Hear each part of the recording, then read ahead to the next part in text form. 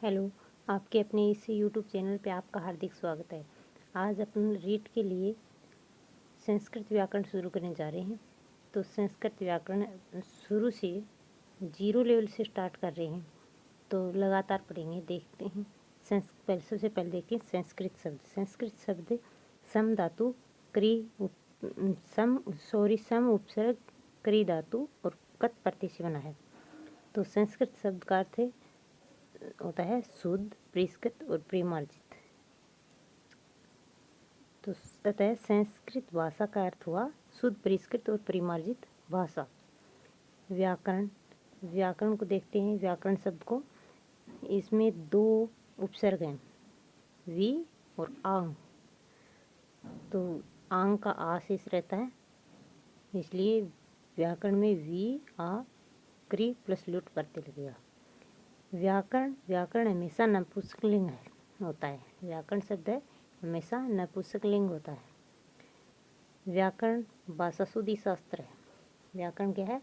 भाषा शुद्धि शास्त्र है। व्याकरण वेदों का मुख है। व्याकरण को क्या बताया गया है?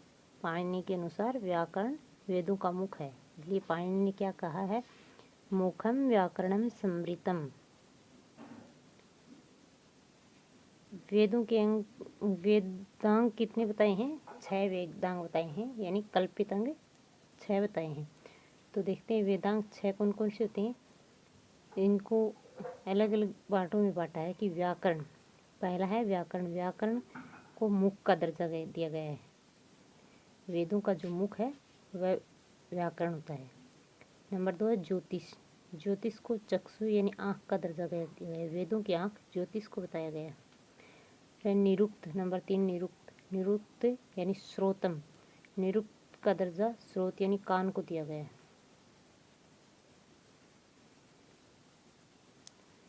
नंबर 4 है कल्प को वेदों का हस्तो यानी हाथ का दर्जा दिया गया है। और नंबर 5 है शिक्षा ग्राणम यानी नाक का दर्जा दिया गया है। और छंद पादों पैर है। छंद वेदों के पैर बताए गए हैं।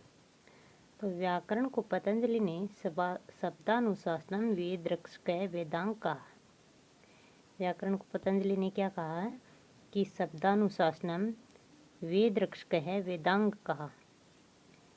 व्याकरण वह वेद रक्षक वेदांग यानी भाषा शुद्धि शास्त्र जो भाषा में उच्चारण और वर्तनी की दृष्टि से शुद्धिकरण करता है, वही व्याकरण है। आगे देखिए।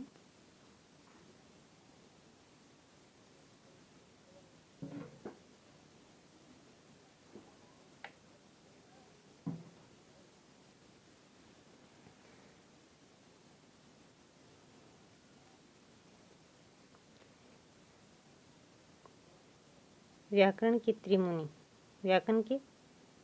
हैं। तो व्याकरण के त्रिमुनि कौन कौन से हैं? पाणिनि, कात्यायन, पतंजलि। तो पाणिनि की रचना क्या है? अष्टाध्यायी है। कात्यायन ने वार्तिक लिखे हैं और पतंजलि ने महाभाष्य लिखा है। पाणिनि व्याक्रियन्ते उत्पाद्यन्ते शब्द इति व्याकरणम, अर्थात जिस शास्त्र के द्वारा शब्द की उत्पत्ति या रचना का ज्ञान करवाया जाता है, वही व्याकरण है। और कात्यायन के अनुसार कात्यायन को एक दूसरा नाम वररुचि भी है। कात्यायन ने क्या कहा है कि साधु असाधु प्रयोगे व्याकरणम, अर्थात उचित अनुचित शुद्ध अशुद्ध का बोधक ही व्याकरण है। इसके बाद तीसरा है पतंजलि ने क्या बताया है कि लक्ष्य लक्षणे व्याकरणम, अर्थात जो नियम उदाहरण कार्य कारण सिद्धांत व्यवहार का बोधक है, वह शब्द शुद्धि शास्त्र ही व्याकरण है। पतंजलि के अनुसार अध्ययन अध्यापन के 5 मुख्य प्रयोजन होते हैं। पतंजलि ने अध्ययन अध्यापन के 5 मुख्य प्रयोजन बताए हैं। इसमें पहला है रक्षा, दूसरा ऊ है, तीसरा आगम और चौथा लघु और 5वां है असंदेह। रक्षोहागम लघु संदेहा प्रयोजनम, इसको कहा गया है रक्षोहागम लघु है संध्या प्रयोजनम। और इसने ये 5 तो मुख्य प्रयोजन बताए हैं और गुण बताए हैं 13। 13 देखते हैं इसमें कौन से हैं। ते असुरा दुष्ट शब्द है, ये धीतम व्यस्तु प्रयोगते अविद्वांस है विभक्ति कुर्वन्ति यो वा इमाम चत्वारि उत्वय चक्तुतिव सारस्वतीम दशम्या पुत्रस्य एव स देवोऽसि वरुण। तो ये कोई याद रखने कोई ज़्यादा ज़रूरी नहीं है क्योंकि ये ज़्यादा पूछे नहीं जाते हैं। व्याकरण की उत्पत्ति की परंपरा। अब देखते हैं व्याकरण की उत्पत्ति कैसी हुई। तो व्याकरण की उत्पत्ति की परंपरा के बारे में कहा गया है। नंबर 1 तो कहा गया है कि ब्रह्म वैदिक या ऋक्तंत्रीय परंपरा के अनुसार, यानी ब्रह्म परंपरा के अनुसार, वैदिक परंपरा के अनुसार या ऋक्तंत्रीय परंपरा के अनुसार ब्रह्मा ने बृहस्पति ने इंद्र को और इंद्र ने भारद्वाज मुनि को व्याकरण का ज्ञान दिया। सबसे पहले व्याकरण की उत्पत्ति के संबंध में बताया गया है कि सबसे पहले ब्रह्मा ने तो बृहस्पति को और बृहस्पति ने इंद्र को और इंद्र ने भारद्वाज मुनि को व्याकरण का ज्ञान दिया था। ये कौन सी परंपरा के अनुसार है? ब्रह्म परंपरा, वैदिक या ऋक्तंत्रीय परंपरा के अनुसार। दूसरा शैव, अलौकिक या मुनित्रीय या कातंत्रीय परंपरा के अनुसार। ये ऋक्तंत्रीय परंपरा, ये कातंत्रीय परंपरा के अनुसार क्या होता है? इस परंपरा के अनुसार साइन ने कहा है कि इंद्र ही प्रथम व्याकरण यानी व्याकरण के ज्ञाता हैं। इंद्र ही प्रथम व्याकरण हैं, व्याकरण के ज्ञाता हैं। वैदिक शब्दों की व्याख्या निघंटु से में मिलती है। वैदिक शब्दों की व्याख्या कहाँ मिलती है? निघंटु में मिलती है। निरुक्त के प्रणेता यास्क हैं। तो निरुक्त के प्रणेता कौन है? यास्क हैं। और निरुक्त का ही एक भाग निघंटु है। आगे देखिए, संस्कृत व्याकरण के त्रिमुनि क्रमशः। ये ज़्यादातर पूछे जाते हैं कि संस्कृत व्याकरण के त्रिमुनि कौन कौन बताए गए हैं। त्रिमुनि कौन हैं? तो व्याकरण के त्रिमुनि, संस्कृत व्याकरण के त्रिमुनि हैं पाणिनि, कात्यायन और पतंजलि। और इनका क्रम भी यही है। सबसे पहले पाणिनि, फिर कात्यायन, फिर पतंजलि। कात्यायन को वरुचि भी कहा जाता है। सबसे पहले पाणिनि के बारे में देखते हैं। पाणिनि का जन्म सलातुर में 500 ईसा पूर्व के आसपास माना जाता है। पाणिनि की माता थी दाक्षी। पाणिनि के पिता थे पणिन। अध्ययन पाणिनि ने तक्षशिला में किया। पाणिनि के गुरु उपवश थे। और पाणिनि का ग्रंथ है अष्टाध्यायी। तो अष्टाध्यायी में देखते हैं। अष्टाध्यायी में 8 अध्याय हैं। प्रत्येक अध्याय में 4 पाद हैं।